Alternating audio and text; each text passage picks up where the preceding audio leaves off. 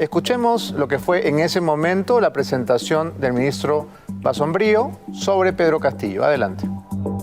Él es el punto de acuerdo, de convergencia, que permite la unificación de las dos facciones CONARE, de la de Movadef y la de Proseguir. Él es elegido por las dos facciones de Sendero Luminoso como el presidente de la Comisión de Lucha. Ahí se le ve con mucha mayor claridad al señor Castillo Terrones como el participante destacado, al punto de que es elegido el punto de convergencia de los dos sindicatos de pantalla de Sendero Luminoso que hay en el Perú.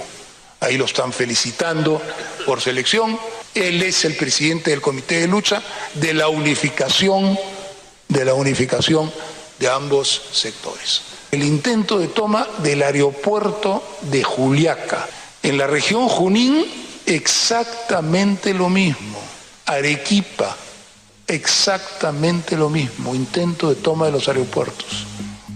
Todo esto es en la huelga del SUTE CONARE, cuyo presidente del Comité de Lucha es el señor Castillo Terrones. Muy bien, creo que es una buena manera de comenzar una conversación sobre quiénes son realmente los que integran este movimiento Perú Libre, que hoy tiene las preferencias electorales. Está en nuestros estudios el doctor Abel Salinas, exministro de Salud. Buenas noches, doctor. Buenas noches. Está también Juan Seput, es congresista y es ministro de Estado. ¿Cómo está? ¿Cómo estás, Beto? Muy buenas noches. El doctor Omar Neira, que siempre nos acompaña cuando tenemos que tocar el tema de la pandemia, y hoy vamos a hablar a fondo de este tema. ¿Cómo está, doctor Neira? Gracias por estar en el programa. Gracias por la invitación. Buenas noches. Quisiera comenzar comentando brevemente con ustedes esta figura que pareciera ser nueva, que pareciera ser outsider, que pareciera ser una especie de estrella fugaz, pero que ya tiene muchos años en el escenario político. Juan, ¿es este el caso de un tsunami como el de Fujimori? ¿Es el caso de un político de fuste o es el caso de una especie de figurón que se está colocando para que alguien más ejerza el poder detrás del trono? Bueno, yo creo que es un político con oficio. Dentro de los antecedentes de Pedro Castillo también está el haber sido parte del gobierno de Alejandro Toledo entre el 2001 y el 2006, en el cual él tuvo una actividad muy dinámica en Cajamarca con los profesores.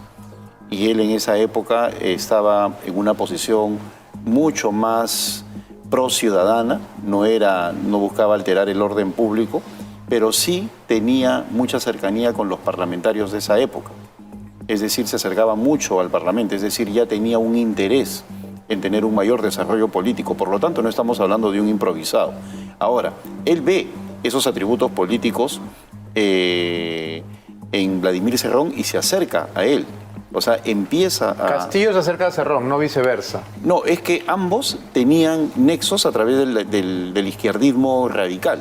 Y en ese sentido, al llegar a ser gobernador Vladimir Cerrón, pues obviamente empieza a buscar brazos, una serie de personas que le permitan tener un mayor dinamismo político en la izquierda. Entonces eso empieza desde hace tiempo. Lo que ha mencionado el exministro Basombrío es algo que se dijo en la Comisión de Educación, también se habló en la Comisión de Inteligencia, y era un personaje que dificultó mucho el proceso de negociación que hubo en esa huelga con la ministra Marilú Martans.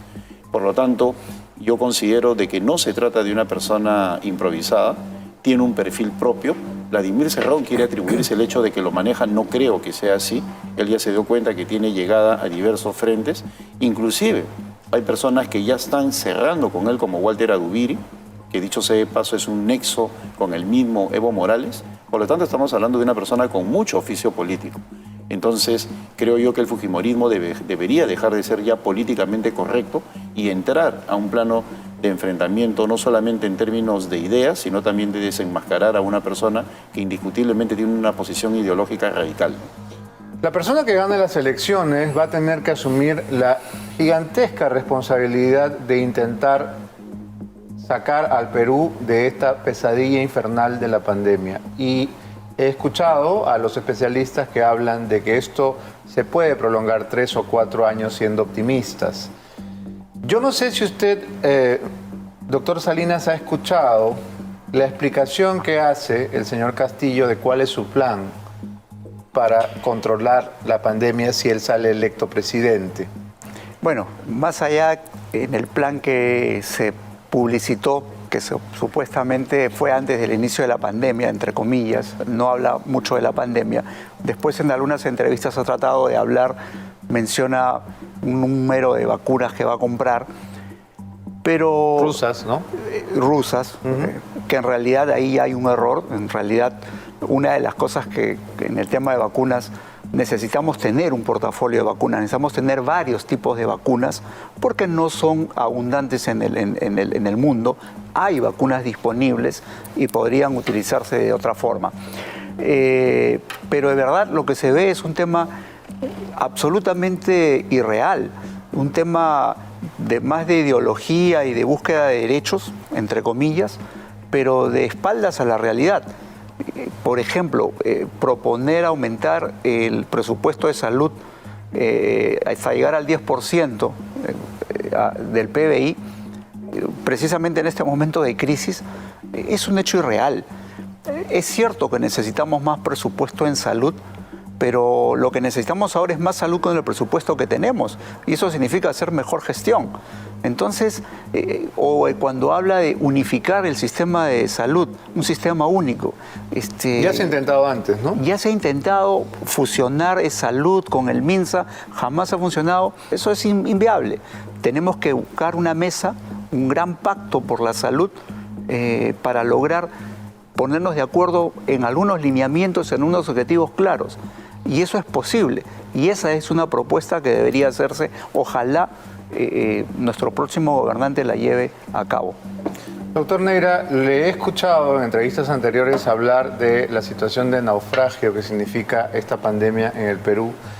Y uno quisiera creer que los electores, que como todos ya tienen parientes, padres, abuelos, hermanos o amigos muertos por el COVID, se tendrían que haber detenido a revisar los planes de gobierno y saber qué iba a hacer o qué proponía hacer ante la pandemia cada uno de los partidos que se presentó. Sin embargo, el programa o plan de gobierno de Perú Libre ni siquiera menciona el tema. Este documento, que sí se detiene en temas tan importantes como censurar Esto es Guerra o los programas de farándula, no menciona la pandemia. Entonces, si en este momento estamos como estamos, ¿qué nos espera en cuanto a lo que se refiere al manejo de la pandemia en un eventual gobierno de Perú Libre? Creo nos encontramos en una situación en la que un peruano podría fallecer cada 2 minutos, ¿sí? Esa es nuestra crisis en este momento. Bajo esas circunstancias, y que durará por los próximos 2 o 3 años esta crisis, el próximo gobierno tiene que enfocarse al 100% en sacarnos de esta crisis. Y en la medida que el plan que tú comentas de Perú Libre no tiene una visión concreta en el sentido de que nos dice cómo vamos a hacer para que no haya un peruano cada 2 minutos que fallezca, para que no falte oxígeno, para que no sigan falleciendo, creo que debe ser revisado en serio y los peruanos tenemos que tomar nuestra decisión el 6 de junio pensando que podemos hoy día decidir quién nos va a sacar de la crisis sanitaria o no. Hoy tenemos la posibilidad de nosotros decidir ello. Y en ese contexto no hay una ruta clara en el tema pandemia, en los planes, en el plan de gobierno, ¿no? Y es algo que creo que nosotros debemos exigir que el próximo presidente se enfoque al 100% en sacarnos de esta crisis.